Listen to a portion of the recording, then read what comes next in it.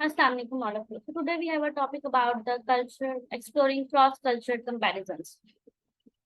Firstly, we discuss types of cross-cultural comparisons: vertical comparison, horizontal comparison, diagonal comparison, pros and cons, exploring versus hypothesis testing and cultural context. Firstly, we discuss vertical comparison. Vertical comparison is a method of cross-cultural comparison that involves analyzing different cultures at the same point in time. This approach allows research to identify similarities and differences between culture, gain insight into their values, beliefs and practices.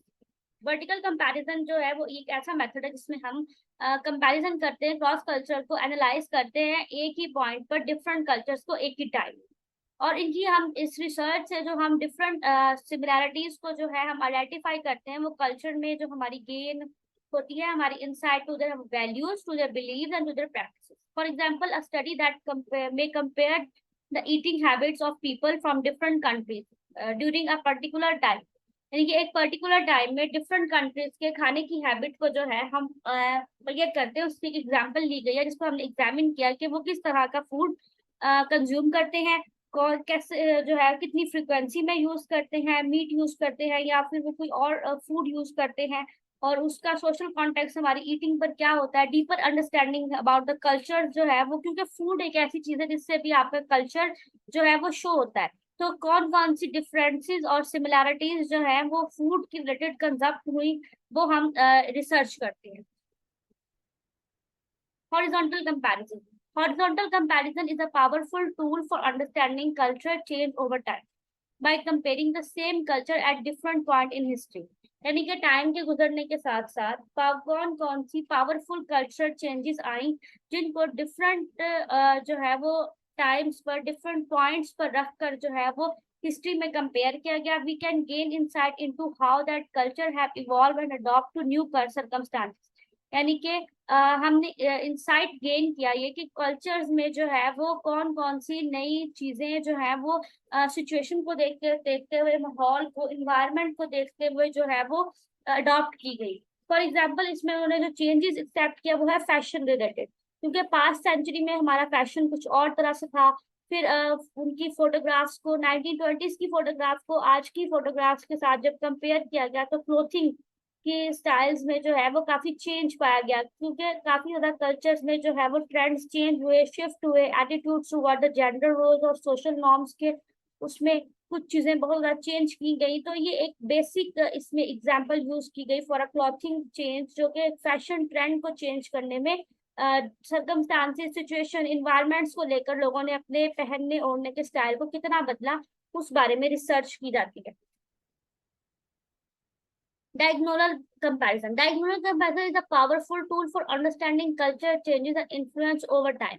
क्या culture के change का उन पर हमारे ऊपर उसका क्या influence होता है टाइम के साथ, उस चीज का कंपैरिजन किया गया डिफरेंट कल्चर्स में पॉइंट इन टाइम में, जिसमें हमने जो गेन हमने हासिल किया इस रिसर्च के थ्रू, उसमें सोसाइटीज कितना अडॉप्ट करती हैं अपनी सर्कमस्टांसेस, न्यू चीजों को लेकर सर्कमस्टांसेस में. लिटिल बिट ये हॉरिजॉन्टल कंपैरिजन के साथ जो है वो लिंक करता है, लेकिन उसमें ज्यादातर क्लोथिंग के ऊपर काम किया गया और इसके अंदर जो है वो सोशल, इकोनॉमिक्स, पॉलिटिकल फैक्टर्स को शेप दिया गया है. इसमें जो थॉट ऑफ डायगोनल कंपैरिजन था वो पॉलिटिकल सिचुएशंस पर और सोशल इकोनॉमिक प्रॉब्लम्स पर या चीजों पर या जो रोल प्ले करते हैं, जो एंशियंट ग्रीस का जो स्टेटस था वो मॉडर्न डे में वो कैसा है, उनके जेंडर नॉर्म्स के हैव चेंज ओवर टाइम, यानी जेंडर नॉर्म्स आफ्टर वक्त के साथ साथ जो क्या है वो जेंडर प्रॉब्लम्स उनकी चेंज हो गई. ये उस तरह से ह्यूमन बिहेवियर के ऊपर जो है वो कंपैरिजंस को चेक किया गया इन डिफरेंट कल्चर्स. अब इसके प्रॉन्स एंड कॉन्स क्या हुए, यानी कि डिसएडवांटेजेस एंड एडवांटेजेस क्या है. Vertical comparison allow for a direct comparison between different culture. Vertical comparison जो है वो एक डायरेक्ट कंपैरिजन अलाउ करता है in a different cultures of same time, और ये इजियर है आइडेंटिफाई करने में सिमिलैरिटीज और डिससिमिलैरिटीज को. ठीक है, डिफरेंसेस को. Approach overlook the historical culture context. इसका हिस्टोरिकल कल्चर कॉन्टेक्स्ट लीड करता है तो limited understanding of culture being compared, limited चीजों को अंडरस्टैंड करने के लिए. उसके बाद हॉरिजॉन्टल कंपैरिजन जो है ये हमें दूसरे कल्चर्स को इन विद इन टाइम जो है वो एक कम्प्रिहेंसिव व्यू प्रोवाइड करता है हमें दूसरे कल्चर्स को लेकर। ये एक ऐसी अप्रोच को रिवील करता है पैटर्न्स को, जिसमें हम अपेरेंट थॉट्स और वर्टिकल कंपैरिजंस के बारे में जान सकते हैं।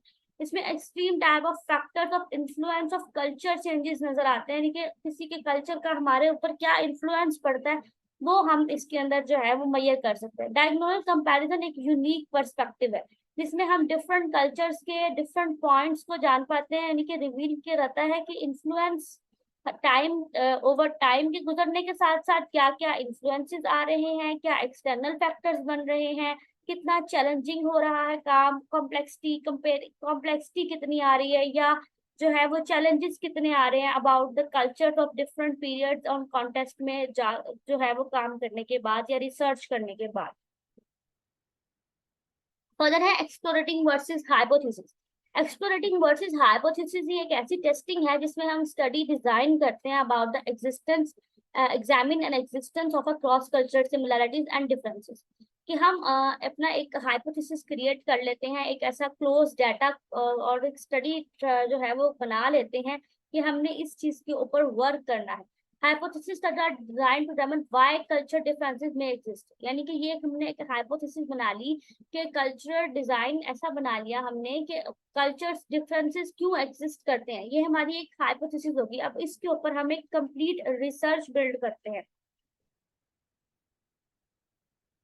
Structure versus level oriented. These structure-oriented studies focus on relationship among variables and attempt to identify similarities and differences in these relationships across cultures. Level-oriented studies examine the size of cross-cultural differences. अब structure oriented studies जो होती है वो variable और relationship among the relationship of variables के, जो हम research में वेरिएबल्स का यूज करते हैं, उनको जो है वो cross the relationship of cross culture उसमें जो है वो उन चीजों को ओरिएंटेड करने के लिए, एग्जामिन करने के लिए किस साइज को हम यूज कर रहे हैं या क्या डाटा हम यूज कर रहे हैं, उसको स्ट्रक्चर हम एक बिल्ड करते हैं, उसको स्ट्रक्चर वर्सेस लेवल ओरिएंटेड बोलते हैं। अब कल्चरल कॉन्टेक्स्ट जो है वो एक रिलेट करता है हमारी सोसाइटी के साथ, हमारी इंडिविजुअल्स को रेस करता है in the culture, how the culture affects behaviour, कि हमारे बिहेवियर पर उस हमारे कल्चर का क्या इफेक्ट पड़ता है। ठीक है, उस चीज को जो है वो एक इंडिविजुअल पर एक रेजिंग पॉइंट बनाया जाता है। इसमें incorporate values that are learn by the attitude that are shared among groups of people. Groups of people में जो है वो उस इंडिविजुअल का क्या बिहेवियर रहा, क्या एटीट्यूड रहा, उसे क्या बिलीव्स हैं, meanings, customs, ideas, language, norms, उसके क्या क्या नॉर्म्स हैं, ये सब हम कल्चरल कॉन्टेक्स्ट में जो है वो मैयर करते हैं या चेक करते हैं, जानने की कोशिश करते हैं। इसमें जो है वो एक ह्यूमन की कम्युनिकेशन जो है वो बहुत ज्यादा मैटर करती है, क्योंकि उसके जरिए वो बहुत सारी चीजों को आइडेंटिफाई करने में हमारे लिए जो है डिफाइन करने में, इन्फ्लुएंस करने में, ह्यूमन के साथ इंटरेक्शन करने में हमारे लिए बहुत इंपॉर्टेंट साबित होता है।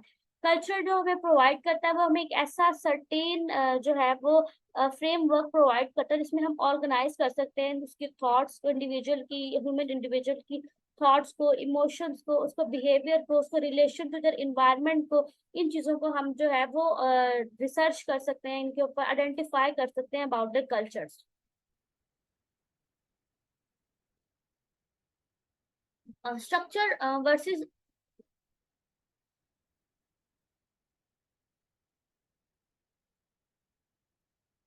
Relationship variables and attempt to identify similarities को आइडेंटिफाई करने के लिए यूज किया जाता है। उसके बाद है individual versus ecological culture level. Culture ecological is the science of how humans have adopted to their culture and natural settings. Cultural ecology is a subset of a large science of human ecology, which is divided into two sections: human biological ecology and human cultural ecology. यानी कि cultural ecology जो वो एक ऐसी science है जो कि humans को अडॉप्ट करती है, ह्यूमन अडॉप्ट करते हैं about their culture and natural setting. Culture में क्या क्या चीजें आ रही हैं और नेचर लाइफ में क्या क्या चीजें आ रही है, उन तमाम चीजों की सेटिंग को जो है वो कल्चर इकोलॉजी में देखा जाता है। अब कल्चर इकोलॉजी को जो है वो दो चीजों में डिवाइड किया गया, एक human biological ecology and human cultural ecology. कि बायोलॉजिकल इकोलॉजी में क्या क्या चीजें आती हैं और ह्यूमन कल्चर इकोलॉजी में क्या क्या चीजें आती है, तो डिफरेंसेस दोनों के वाज़ेह साबित किए हुए हैं और बताए भी हुए हैं। इन द नेक्स्ट लेक्चर हम इस बारे में ज़रूर पढ़ेंगे।